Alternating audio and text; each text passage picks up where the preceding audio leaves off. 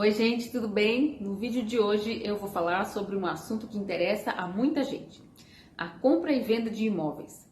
Vamos explorar quais são os documentos necessários, além de detalhar as etapas do processo, dicas e cuidados para que você possa realizar uma transação com segurança e tranquilidade. Afinal de contas, a aquisição de um imóvel representa a realização de um sonho, além de um grande investimento financeiro, e tudo deve ser muito bem planejado. Então, vamos começar. Em primeiro lugar, quais são os documentos necessários para a compra e venda de imóveis?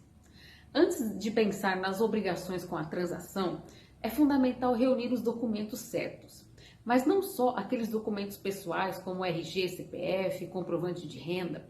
Existem também certos documentos que são importantes para garantir uma maior segurança na transação. Esses documentos são as certidões. Mas que certidões são essas? Bom, primeiro, obviamente, a certidão de propriedade atualizada do imóvel, que é a matrícula ou transcrição, que é retirada no cartório de registro de imóveis da localidade do imóvel, para você ver todo o histórico daquele imóvel e se quem está vendendo realmente é o proprietário. Caso não seja, então o contrato correto a se fazer não é o de compra e venda, mas sim o de cessão de direitos possessórios. É importante saber que mesmo que a pessoa não seja proprietária, o direito brasileiro permite a venda da posse de um imóvel, onde o tempo de posse é transmitido ao comprador, que poderá regularizar posteriormente esse imóvel por meio da ação de uso capião.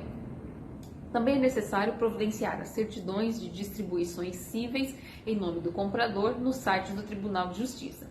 Essas certidões são importantes para que você saiba se aquele imóvel é objeto de alguma ação judicial de execução, inventário ou se possui débitos inscritos na dívida ativa, por exemplo. Caso haja alguma ação judicial de execução em nome do vendedor, o patrimônio dele pode ser penhorado para pagar essa dívida. Nessa situação, a venda desse imóvel pode vir a ser considerada fraude a credores e o negócio pode ser anulado, o que vai gerar grande prejuízo ao comprador, que pode até precisar ingressar com a ação judicial para reaver o investimento pago pelo imóvel, ou seja, um grande transtorno. Também é necessário providenciar certidão de distribuição criminal na esfera federal e estadual, para verificar a existência de eventual processo de estelionato em nome do vendedor. Outra certidão importante, certidões trabalhistas de ações judiciais em andamento e também de ações de execução trabalhista. Pelo mesmo motivo, caso haja condenação trabalhista dos processos em curso ou alguma ação de execução em andamento, a cobrança pode recair nos bens do vendedor. Providencie também certidão de protesto onde reside o vendedor e outra do local do imóvel, se for locais diversos, no site do cartório de protesto e consulte inscrição do vendedor no site do SPC e Serasa. Se você está vendendo o imóvel, também deve se precaver e providenciar todas essas certidões em nome do comprador, para verificar o estado de solvência dele. Bom, e quais são as etapas do processo de compra e venda de imóveis? O processo envolve várias etapas para garantir a segurança de ambas as partes. São elas: em primeiro lugar, a pesquisa de imóveis. Fazer uma pesquisa de imóveis para compra é uma etapa crucial no processo de aquisição de uma propriedade. E aqui estão os passos que você pode seguir para realizar uma pesquisa eficaz de imóveis. Primeiro, defina seus critérios e orçamento. Comece definindo claramente seus critérios de busca, como localização, tipo de imóvel, apartamento, terreno, tamanho número de quartos, características desejadas, se você quer piscina, garagem, jardim e qualquer outro requisito importante, como potencial valorização, serviços, infraestrutura, se há proximidade a escolas, hospitais, entre outras facilidades. Em segundo lugar, estabeleça um orçamento realista para a compra. Considere não apenas o preço de compra, mas também custos adicionais, como impostos, taxas de registro e manutenção. Em terceiro lugar, faça pesquisas online. Utilize sites de imóveis, portais imobiliários e aplicativos de busca de imóveis para explorar opções disponíveis na região desejada. Nesses sites você pode filtrar os resultados de acordo com seus critérios. Quarto, consulte consultores de imóveis. Entre em contato com corretores que tenham bom conhecimento da área que você está interessado. Eles podem fornecer informações sobre as propriedades disponíveis e auxiliar na busca. Quinto lugar, visite os imóveis. Após encontrar imóveis que podem atender aos seus requisitos, agende uma visita e verifique todas as condições referentes à infraestrutura, estado do imóvel, veja se há necessidade de algum reparo ou reforma. E após encontrar o imóvel desejado, é hora de estabelecer as condições da compra. A maneira mais segura é por meio de um contrato preliminar. Esse contrato é fundamental, pois é uma etapa em que o comprador e o vendedor estabelecem os termos e as condições da transação antes da transferência da propriedade por meio da escritura pública. Nesse contrato podem ser estabelecidas condições sobre preço, forma de pagamento e demais obrigações das partes. Então é assim, por meio do contrato preliminar, vendedor e comprador não concretizam ainda o negócio, mas apenas assumem a obrigação de celebrar o contrato definitivo. Mas qual é a finalidade do contrato preliminar? Por que não celebrar o contrato definitivo desde já? Imagine a seguinte situação. Se você está vendendo um imóvel e o preço será pago de forma parcelada durante um ano, mas o comprador quer ter a posse do bem desde logo, como dar segurança às partes nesse cenário? Por meio do contrato preliminar, é possível prever essas condições, mas ele não terá sozinho a função de tornar o comprador o dono do imóvel. A transferência da propriedade só ocorrerá com o registro da escritura pública e o registro no cartório de imóveis, que poderá ser condicionada ao pagamento integral do preço. Com isso, o vendedor tem a segurança de que só deixará de ser o proprietário do imóvel depois de receber o pagamento integral. E o comprador, por sua vez, tem a segurança de que, quitado o valor devido, se tornará o proprietário do bem. Entretanto, para que o contrato preliminar tenha esses efeitos, a lei impõe alguns requisitos.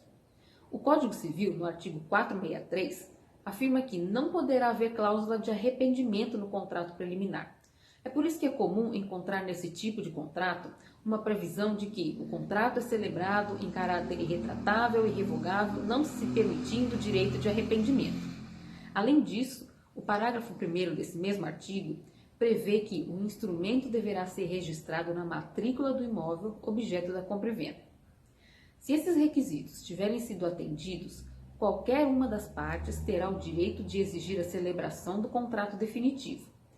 E se a outra parte se recusar, o interessado poderá, por meio de processo judicial, pedir que o contrato preliminar tenha força de contrato definitivo. O compromisso de compra e venda é uma espécie de contrato preliminar, onde todas essas condições são estabelecidas em caráter irrevogável e irretratável, por meio do qual o comprador se compromete a pagar o preço e o vendedor a lavrar a escritura pública, que permite o registro na matrícula do imóvel em nome do comprador.